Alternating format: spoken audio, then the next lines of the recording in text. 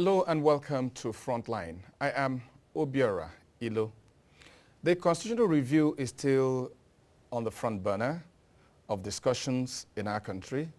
And today we are being joined by two members of the National Assembly as we review the progress so far made and the way forward. Later on in the program, we'll be featuring the thoughts and opinions of a former senior member of the National Assembly, Senator Ibrahim Mantu. He shared his thoughts with us. And of course, the thoughts of Nigerians as it affects them that's talking about constitutional review. Don't go away. Frontline continues in a moment.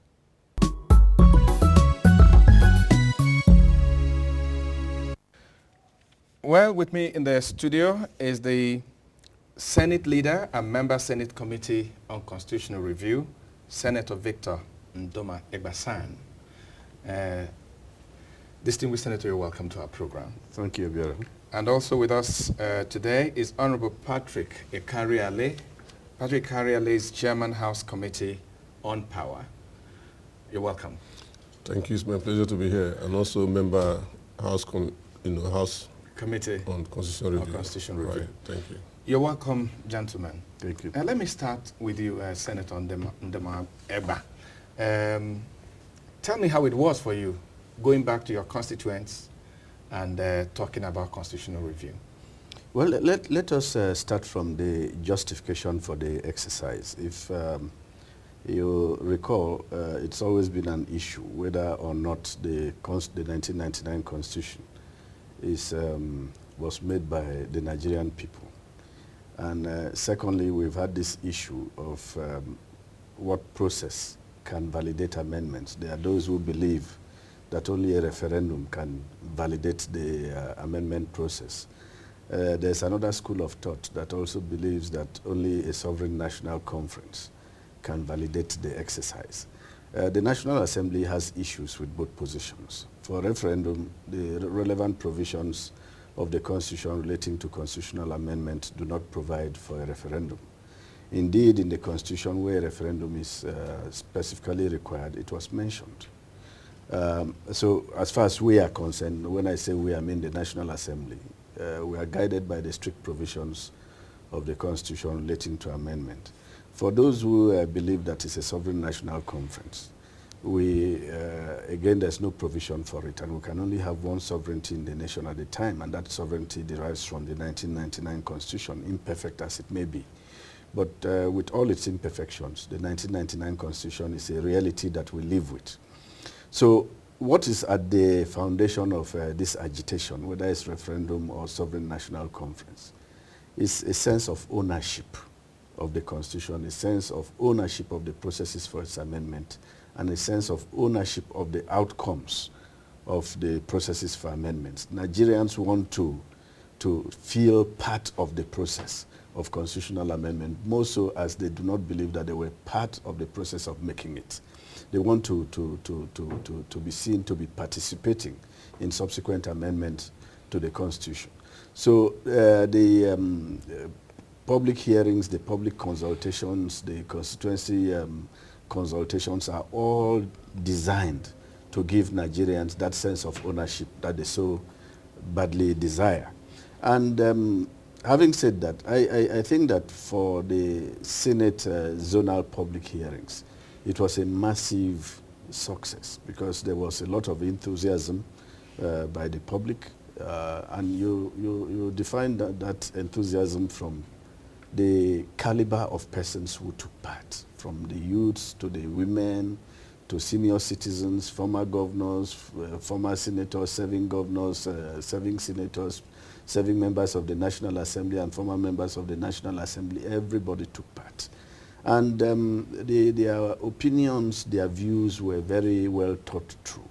You could see that at least everybody who canvassed a position had thought through the position, had discussed that position with a number of other people. So they were coming to the table with very well-informed positions. So in my view, I think it was a successful exercise. Okay. For you and the experience of the interaction with the constituents, do you think that what those of you in the National Assembly set out to do was achieved? Well, thank you very much. At the risk of repeating some of the things you've said relating to the success, I would say very well. Yes, there are people who normally will have visited unchanging but biased view on anything. That is to be expected. By and large, the exercise that was carried out in the 360 federal constituencies of the Federal Republic of Nigeria indeed was a very successful one. Successful in the sense that it was an opportunity for Nigerians who over the years have longed to have that kind of opportunity to participate in the process of constitution review, amendment, as you may want to call it. We've had a lot of debates, some academic in nature, some legal or otherwise, saying that Nigerians have never indeed have a constitution they can call their own in the real sense of it. Well, like the distinguished senator said, we live with 1999 constitution as amended. That is the reality on grounds. But be that as it may, we do not have to dismiss the position of those who, for academic reasons or otherwise, are positing that at no time have Nigerians come together to design a constitution that should be the ground norm of the Federal Republic of Nigeria. Rather, what we have at the moment in their own argument is a document that was pan-embedded from series of decrees made by military government that was handed over to us way back 1999, and that has been the document that we are holding on to, and that is the reality on ground. But like we often say in law and jurisprudence, the is and the ought prepositions, there must be a time you have to separate them.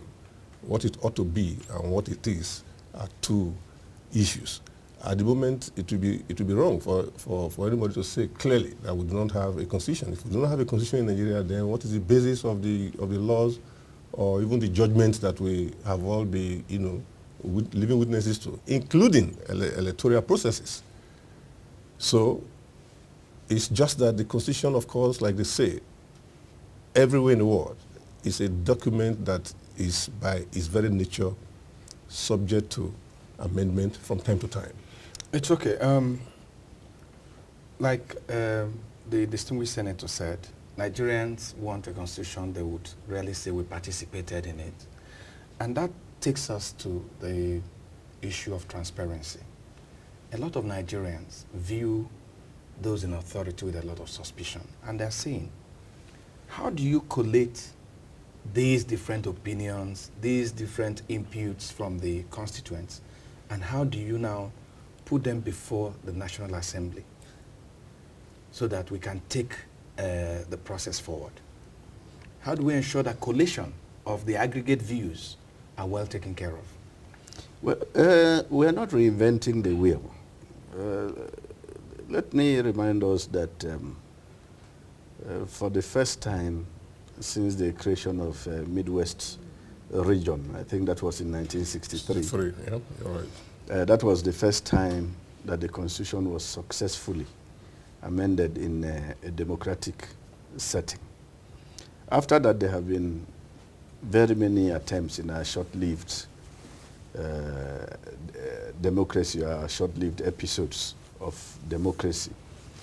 But the attempt, the jinx surrounding constitutional amendment was finally broken in the 6th National Assembly.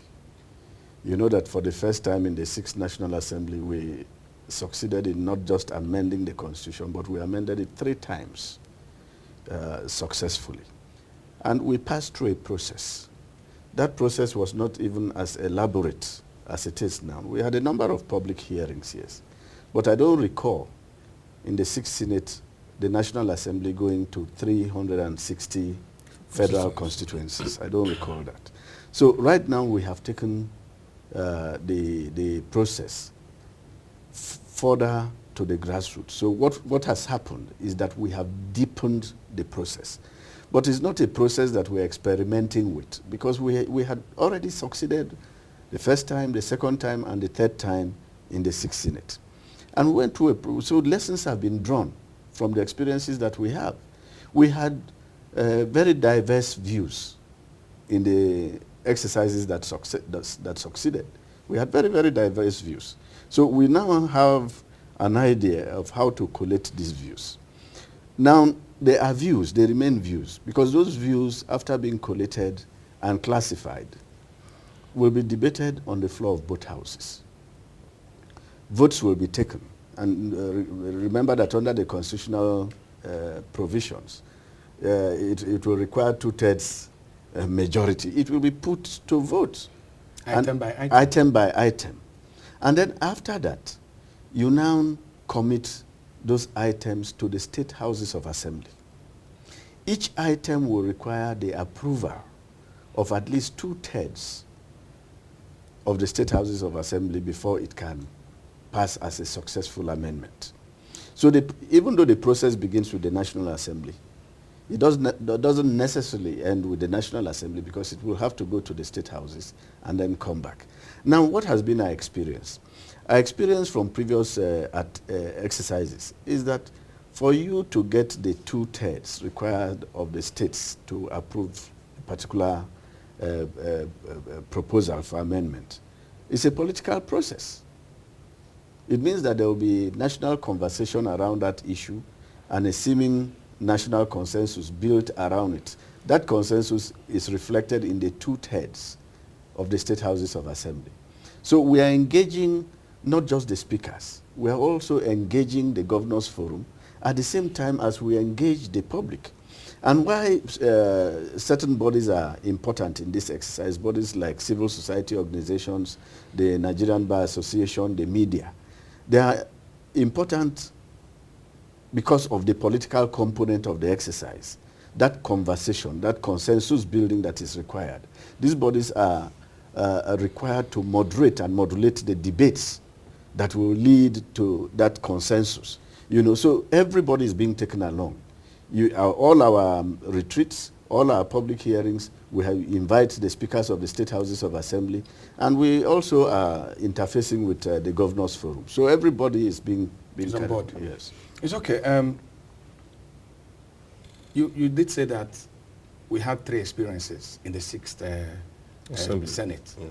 6th National Assembly. National Assembly. A lot of Nigerians, coming up from these hearings and public debates that's been going on, a lot of Nigerians are really worried that since you're lobbying everything together, that the fate that befell the attempt in 2005, 2006 does not happen again, where everything is thrown overboard because an item has issues with the people. And as a lot of people are saying, why are we not doing it piecemeal? Take like 3 issues, deal with it, and then take other issues and deal with them, instead of this kind of omnibus approach. Well, thank you very much. That is the reason why society is dynamic. I want to say, I hope you do know, as a matter of fact, that if that suggestion you are coming up with, if that were to be the position taken by the National Assembly today, you will have more critics or many more people saying that why can't you take this in wholesale? So either way, it depends on the side of divide you want to belong to at all times. Like I said, we do have people whose business is having fixated or changing, but very biased opinion about whatever is happening in government. But be that as it may, we take into consideration the fact that society is absolutely very, very dynamic, and change is the only thing that is constant in life. And like I said earlier on, the Constitution itself, by its very nature, by the content of the Constitution, has made itself subject to amendment or changes from time to time. And that is why, for instance, we have the Section 9 in the 99 Constitution that is currently in place in Nigeria, which has clearly stated, though very rigorous processes of amending the Constitution itself. One of which is what the distinguished are referred to, talking about consensus building, which means beyond the National Assembly, we need to thought on every of those items, whether they were in the templates that were sent to the 360 constituencies or those that are outside the templates. And for your information, outside those templates we had, rights there during the public hearing and before and after, we got a lot of submissions in the various chambers of well-meaning Nigerians on areas they feel either to be deleted or to be added or modification of some sort. But there is an issue that we need to maybe look at here. You recall that in the Sixth Assembly, we tried to give financial autonomy to the state houses of assembly. We did that in view of the fact that constitutional democracy in modern times can only, you can only achieve the essence if every arm of government has that level of autonomy. But as laudable as that concept is, you find that we couldn't get it to thought members of the houses of assembly to key into that well-intended, idea. What happened? They were under the overbearing influence of, obviously, most of the state governors, who, of course, have taken advanced look, peruse the probable consequences of the various houses of assembly being autonomous. But that is the fear of the ordinary Nigerian even now. No, that the governors and people of influence will still make it possible for those houses that you're approaching to actually say what their mind is. Because like they're being teleguided. Yeah, that is where the issue of involving. You see, if you look through the various, I'm not too sure there's any organ, formal or informal, that exists in the society today that we are not approached, that we are not represented in these public hearings, whether the ones by the Senate or the ones by the House. Who are we? Who are these people? These are Nigerians. Outside these groups, nothing is left. So it behoves on us. The society, they say, gets the kind of government that it deserves. It's incumbent on every one of us, within and outside the National Assembly, to indeed put his cards on the table. The governors we are talking about, they don't live outside the society Nigeria, they call Nigeria. They live in different states, of course, I know that. But if it is obvious, like from the turnout, from the contribution, from the debates, the enthusiasm of the average Nigerian on this subject matter, I think it will be inimical.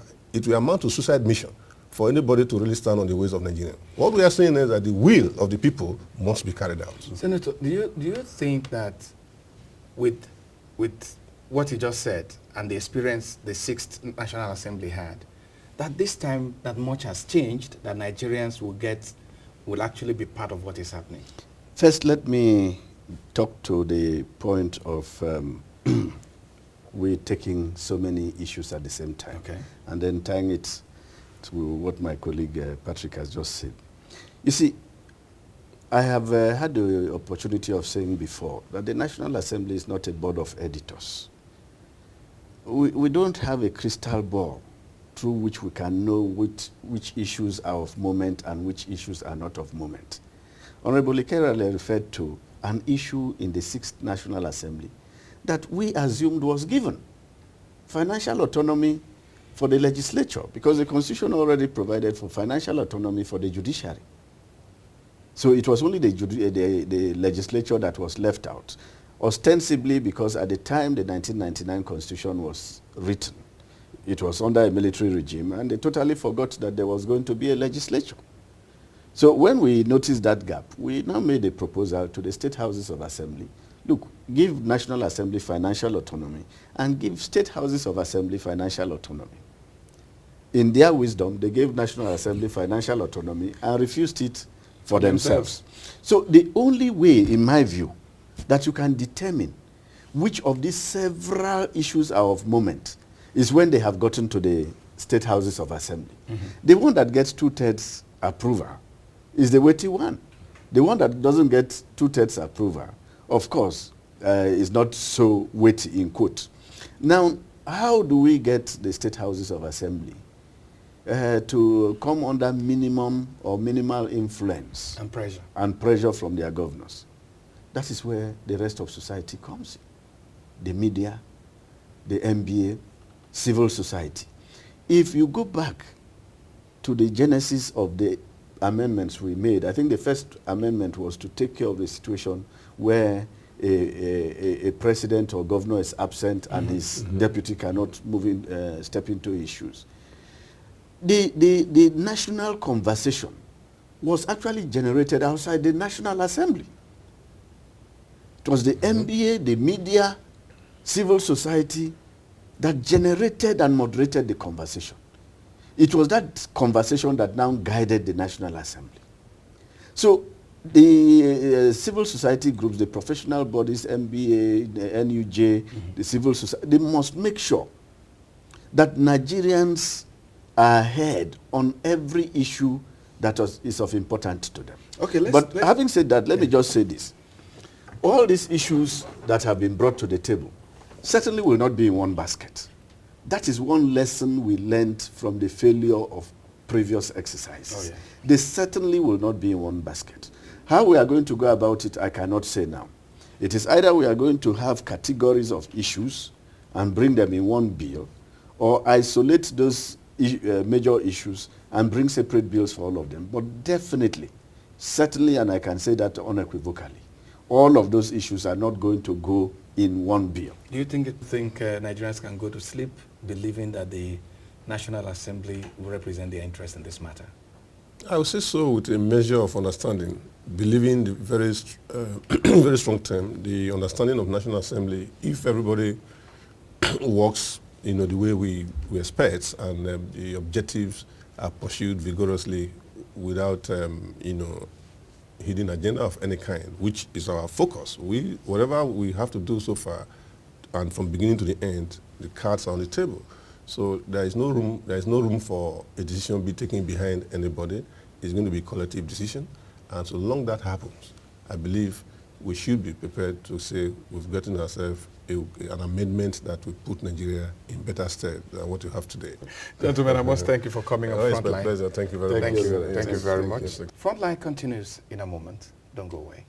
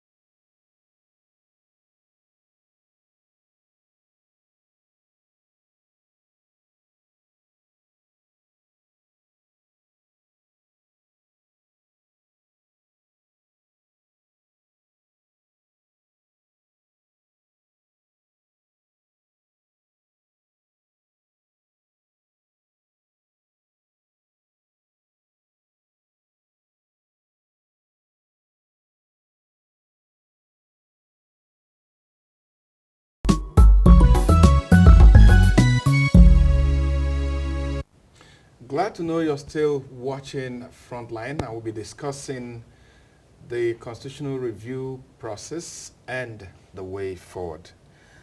And in the studio with me now is Dr. Nwachukwu Orji. Dr. Nwachukwu Orji is Program Manager, Policy and Legal Advocacy Center, PLAC. That's what I call it. So, Doctor, welcome to our program. thank you very much. PLAC has played a major role in this entire process, providing technical support for the constitutional review. I know that you and your colleagues were the various public hearings and some of the roundtables and all that. What challenges confronted not only members of the National Assembly, but those of you that were providing technical support? Thank you very much. I think that the major challenge that we observed from the process has to do with working out the methodology of how this kind of process will happen.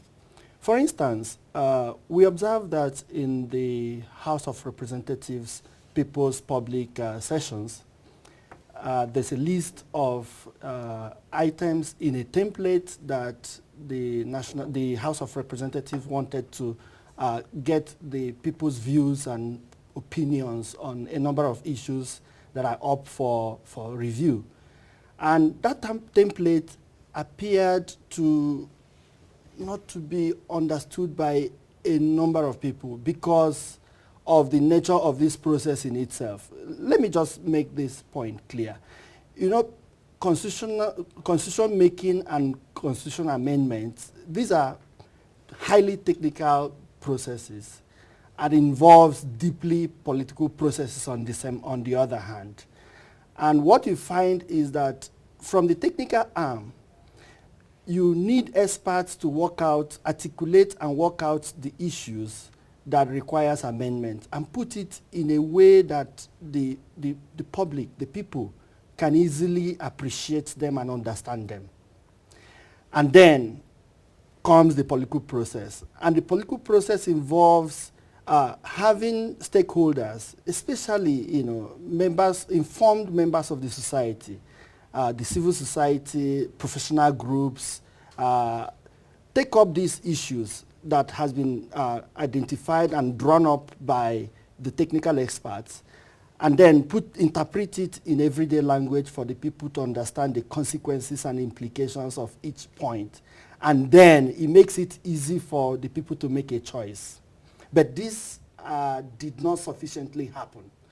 So what we had is that in the sessions, for example, you had people being given questions to decide whether there's a need for an Attorney General of the whole Federation and Attorney General of the federal government. For many people, it didn't make sense to them.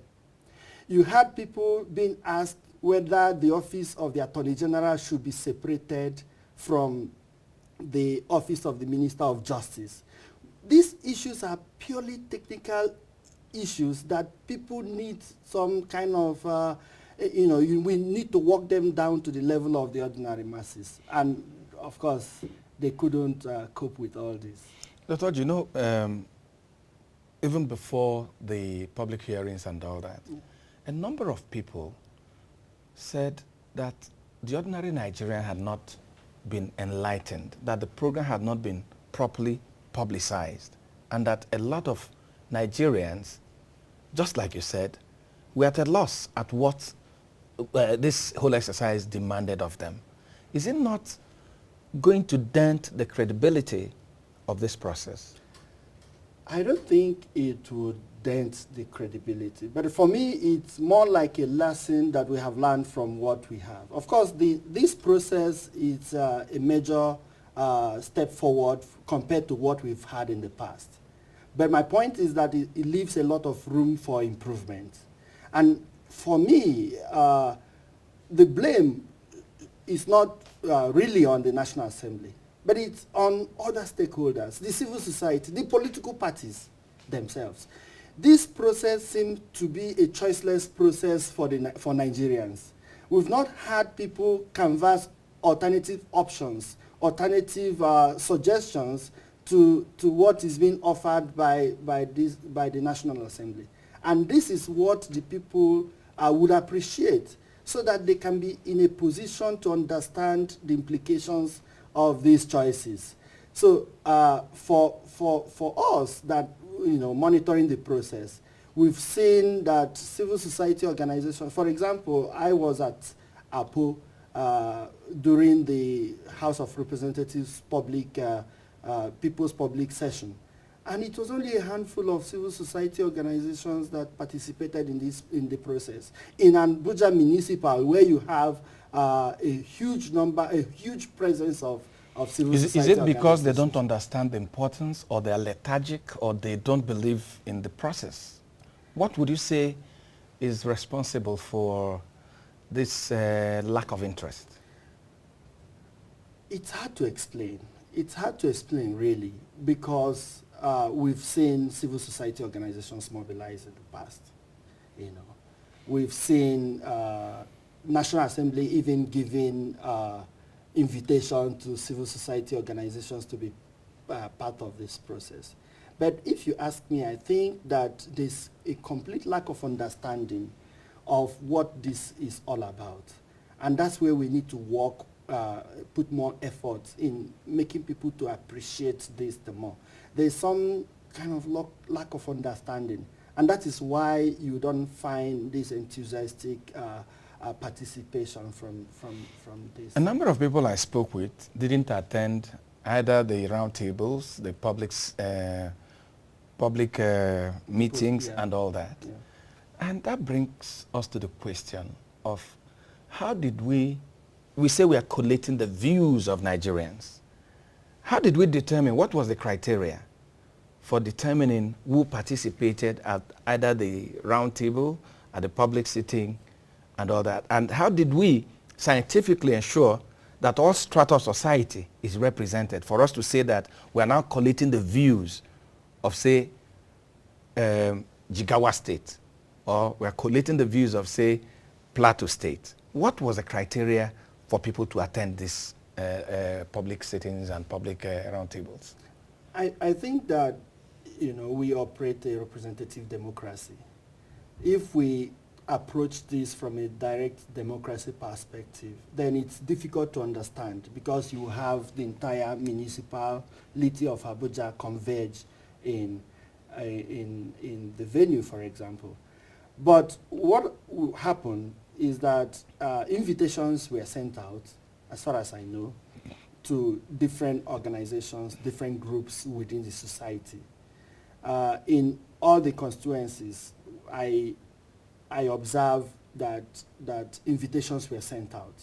But the question now is about knowing how these invitations were well received. Mm-hmm, mm-hmm. But in many places, we find groups attending, but in other places, of course, you can understand. Well, do you think that we are on track to get an acceptable, largely acceptable amendment? Like I said before, I think this is a major breakthrough for Nigeria compared to what we have in the past. It's a major step forward. People are sufficiently aware that this process is happening. It's not a hidden process. But what is required is that we need to improve on the methodology of how this happens. We need to improve on engaging the different stakeholders. We need to publicize this whole process further. I think that's what is required. But in terms of an assessment of this compared to what we have seen in the past, I think this is a major step forward. I must thank you, Dr. Nwachukwu Orji, for your time. Thank you very much. And for your insights. Thank you. And I've been speaking with Dr. Nwachukwu Orji, Program Manager of Policy and Legal Advocacy Center.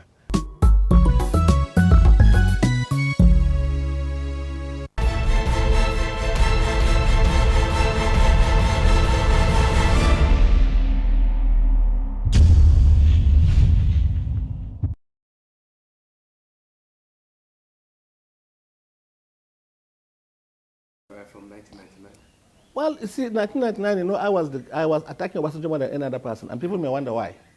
I had never met Obasanjo before, live, until 1999. So there was no reason why Mantu was now attacking Obasanjo. He was my breakfast, he was my lunch, he was my dinner, attacking him all the time. I attacked Obasanjo in 1999, and I hated him with passion because we wanted Chuba Okadibo to become our president of the Senate. You were already in the Senate, of course. That was in 1999 when we came in now. Yes. How could I attack him when I voted for him? Yeah. It was when we came that things became sour now. Yes. Because all of us, most of us in the Senate, wanted Chuba Okadibo to become the president of the Senate. I was one of his campaign managers who was doing it. So we went around, and he was the only person who went around and talked to senators-elect. So we were sure that, and of course, he was the most experienced of us all. And he was a role model to some of us in the MPN. So we came, and Chuba was now, in fact, I must confess to you that with Atiku, Vice President Atiku, when they are all elected, when they are President and Vice President elect, he called me. I was in Jos, he sent me for me. I went to Lagos. He said, look, I have talked to the President-elect in Ota. Chuba is going to be the President of the Senate, and you are going to be his deputy.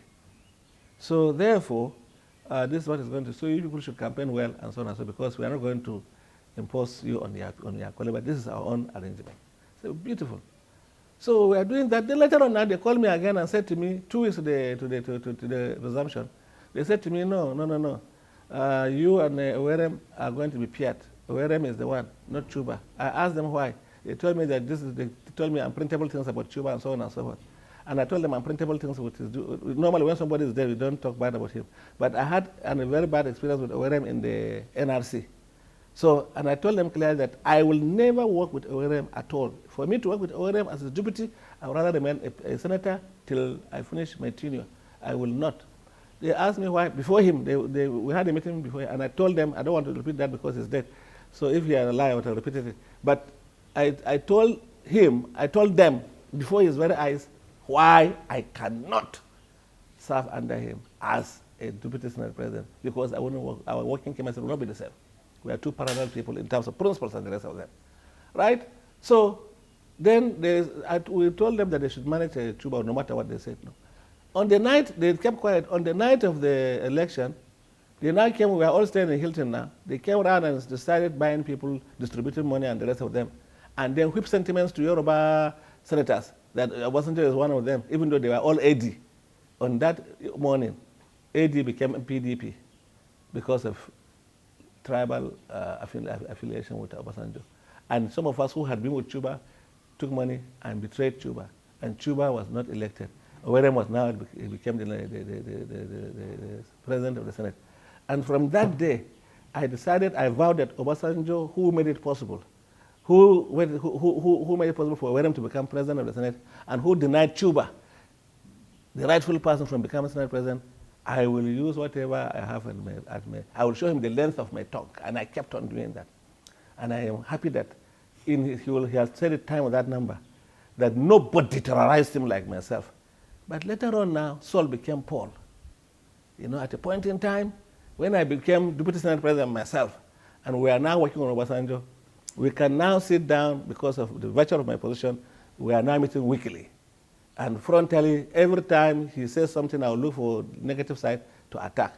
Every time, even if I made the best contribution in the world, he will find one way of condemning it. We are at that level. Then one day, he told me I should meet him in the office. He said to me, look, in my own part of the world, we respect age and authority. I am older than you. I'm the president of this country. I don't know, you talk to me anyhow. Don't you respect age and authority in your own area? I say we respect age and authority, because we too respect age and authority. And as he was talking, somehow, I know that yes, it's true. In my own place too, we respect somebody who is older than you must respect him, even if he is poor. Somebody who is the king, we must respect him because he's, so we respect age and authority. So we have something in common. So he said to me, look, for that reason I want you to apologize to me. And because he believed that I wasn't going to apologize, he knew that that was a tall one, knowing me very well. But when he was talking to me, something was telling me that this time around he is right. And so when he said I should apologize, I said, I'm sorry, Mr. President. And when I said so, he just hugged me warmly for almost 2 minutes and took up. That was the time of 090. Then he now took his pen and started 0, not 0, this one, this one. He said, these numbers, even my wife Stella hasn't got them. You know, anytime you want to talk to me, talk to me. Don't go to the press and begin to condemn me. Come and phone me anytime. Come and let's discuss. And that was how we started. And, you know, then I discovered that, you know, his passion at that time, that was the first, his passion for Nigeria was just tremendous, unbelievable. Obasanjo came with the zeal of trying, with the determination of changing this country. Was that why you supported him for third term? Because a lot of Nigerians have that grouse against you. You know, the point is that a lot of Nigerians have an apology to tender to me. Why? A lot of, including yourself. Why? The reason is this. You see, I have come out several times on television and asked that one man that I have talked to support the 10-year elongation come out and say so. Nobody has said so up to this moment. Did you support? Did you support him? Listen, did you support him for third term? Let me tell you one thing now. We have to. If you see a river, there must be a source. Okay. And also, it's good for you to know where the source of the river is coming from. So if you want to stop the water, you'll know where to stop it. The question is this: Didn't Obasanjo look? How did it happen? Well, I have never seen something that blinded everybody in this country like this third-term saga. The third-term saga blinded everybody. People became so stupid. They became unreasonable. They were not objective anymore. I couldn't understand why a whole nation of very intelligent people, they will just go blindly one way. One, if Obasanjo wanted a 10-year elongation, it is within he has a right to wish to continue, provided he followed due process. Okay. Right? Provided he followed due process. But if he wanted to use another system without following due process, then definitely we must resist that ambition because the law is supreme. Now, you are aware that there are, in this Africa, there are presidents who have lost election and they refuse to vacate the seat, and they are still there.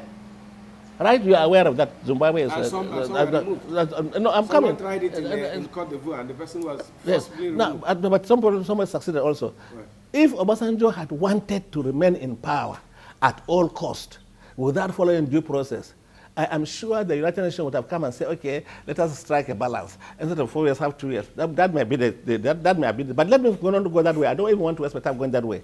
What is important is that I'm not a mind reader, but if Obasanjo wanted to continue in office, as people claim he wanted to, then, provided he subjected himself to due process of doing so, then I don't see anything wrong in him wanting to do that. But let me give you the secret today. Let me unfold the truth. Yes. The process of reviewing the Nigerian Constitution was started not with Ibrahim Mantu. It was started in the first Senate, where Chuba Okadibo was president of the Senate after we removed Owerem. Chuba Okadibo was the first person who said, look, we must give Nigerians a constitution that that's truly written by them. He said, when we say we the people, that the military are using a terminology that is supposed to be used by elected representatives of the people. So Chuba now said we must review the constitution. And at that time, who was Chuba's deputy? Haruna Abubakar of blessed memory. He was the deputy Senate president, a lawyer of repute. And he was now made the chairman of the Constitutional Review Committee of the Joint Committee of the two houses. It was when I was, after Haruna Abubakar lost that seat, and I took over from him as deputy Senate president. Then every responsibility of the former deputy Senate president fell on my laps. I inherited his roles as it is specified. Yes. There was nothing new. So part of what I inherited was the constitutional review. The constitutional review. So what the question here is that at what point did I say you should go and change it to make Obasanjo a permanent leader in Nigeria? No, but a lot of Nigerians felt you were even a campaign manager. They felt, that feeling is different. Because Haruna had the same powers you had, but nobody accused Haruna of a third-term agenda. Because at that time, Haruna, the thing has not metamorphosed into where we were. But I'd like to ask you, I want to ask you a specific person, distinguished senator. I'm coming. Did you support Obasanjo's third-term? The question is effort. Not like that. I want you to, you see, you cannot appreciate what I'm going to tell you in conclusion unless you understand where we're coming from. What I want you to know is that what was the process of amending this constitution? Part of it was to go around the entire nation to conduct public hearings so that we can now get views of people about those particular clauses that we wanted to amend. Mm-hmm. And there were 102 clauses that we wanted to amend. One of them is this 10-year elongation. which actually came as a result of public hearing that was conducted by, and I've said this time with that number, there is a chairman of that committee called Senator Hambagda. Senator Hambagda went and brought, according to him, that some people during his public hearing said that, look, Obasanjo took over power at the time Nigeria was a pariah state, and that he has now brought Nigeria to an investor's destination, and that they would want a situation where such a person should continue in office in order that this country would benefit from his tremendous experience. Those people expressed their opinion. I agree with it because it's very important. Now, it was an experience, it was an opinion expressed by people, and when they expressed that opinion, it was captured in the report of that particular committee. Now, I, as chairman of the Constitutional Review Committee, had no right to deduct or increase anything. We were just to collate that report and pass it to the House for consideration. And part of what we collected was the expression of that opinion from one of the committees that people wanted Obasanjo to continue. Now, what role do I play? As a chairman, if we come and say, people say this is this, fine. That our own level was not the final decision-taking body. The final decision-taking body was the chambers of the two houses. And so, if people had no any agenda outside what they were looking for, why didn't they allow the thing to die a natural death in the chambers as it did? Why did they now allow the baby and the bathwater to be thrown away? And now we are spending billions of naira again reviewing the Constitution, which should have been done once and for all during our time. Because people now did not see anything wrong with any other thing. They were only talking about tunnel elongation. Now, let me tell you one thing. Whether I support Obasanjo or not, I could have only expressed it during my vote, because I had the right to vote for or against. But the fact that Obasanjo subjected himself to the constitutional procedure of looking for that, if he did want at all, he should be clapped, she should be commended. I want to ask you two questions. One, if you hadn't become chummy with Obasanjo, who had come with the sentiment of respecting an elder and respecting authority, would you have supported, or wouldn't you have criticized that effort in the first place? Let me tell you one thing. As long as it went through the process and Nigerians say they want, I'm a Democrat. I go for what majority people want. And if Obasanjo had kept his third-term agenda in check, wouldn't we have succeeded with reviewing the Constitution with you as chairman? Because the Obasanjo's interest in wanting a third term resulted in what you called throwing away the child and the bathwater. Because again, you see what people are doing is, there's this saying in Hausa language, that if you accuse the rat of stealing, you should also accuse the Maggi, the native Maggi, of smelling. The point is this, you see, Nigerians should condemn those people who came up with a lot of propaganda against that time, rather than condemning Obasanjo. Because Obasanjo did follow due process. The people who wanted, let me tell you one thing, why that third time became the issue is because some people were having burning ambition to take off from Obasanjo, and they smelt a rat.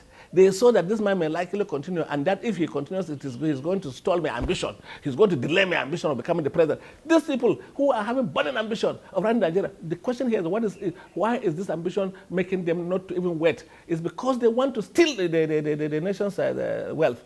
And today, I'm telling you today, I want to ask you a simple question. Today, the situation Nigeria is in today, and compared with during Obasanjo's time, which one would you say Nigerians were happier with? Distinguished Senator, were they not stealing money under Obasanjo? They were stealing money, but at least there was security. Okay. There was security. I could move from here to any part of Nigeria without any problem. I could go to Borno by road. I could go to East without being afraid of kidnapping. At least during Obasanjo's time, there was no such a thing. But where we are today, Obasanjo also contributed to it.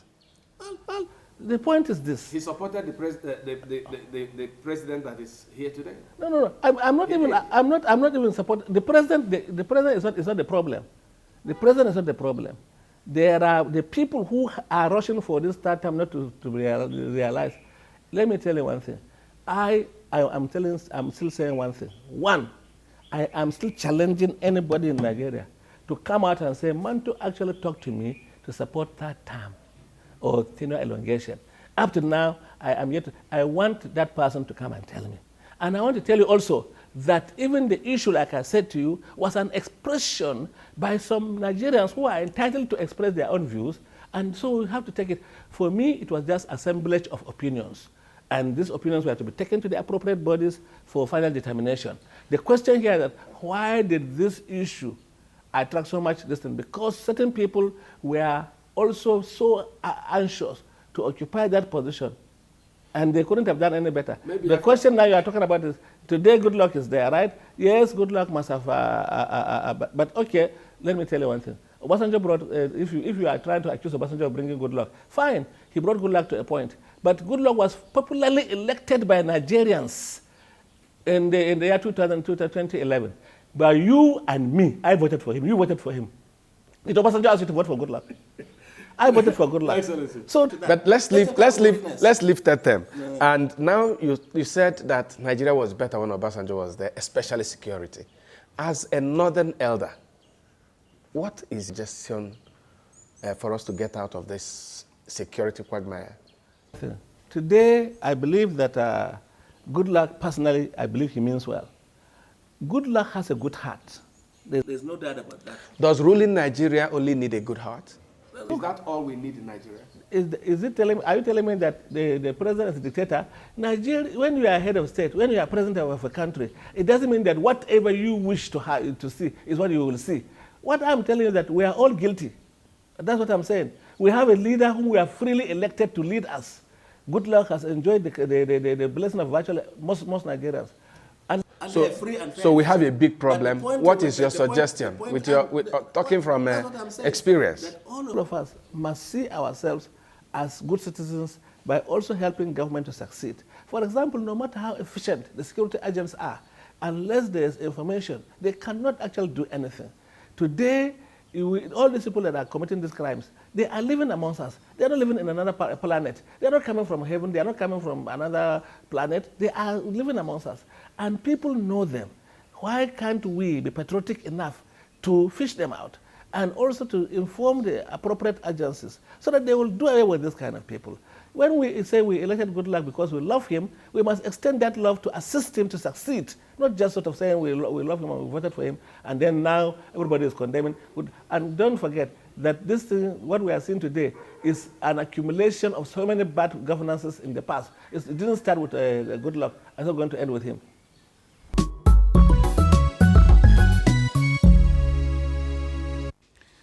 Just recently, our former president, Olusegun Obasanjo, and our present president, Goodluck Jonathan, were engaged in a disagreement about whose tactics to fight Boko Haram was right. And many Nigerians wondered, do we have to embark on a debate, or do we have to give solutions to this big security problem?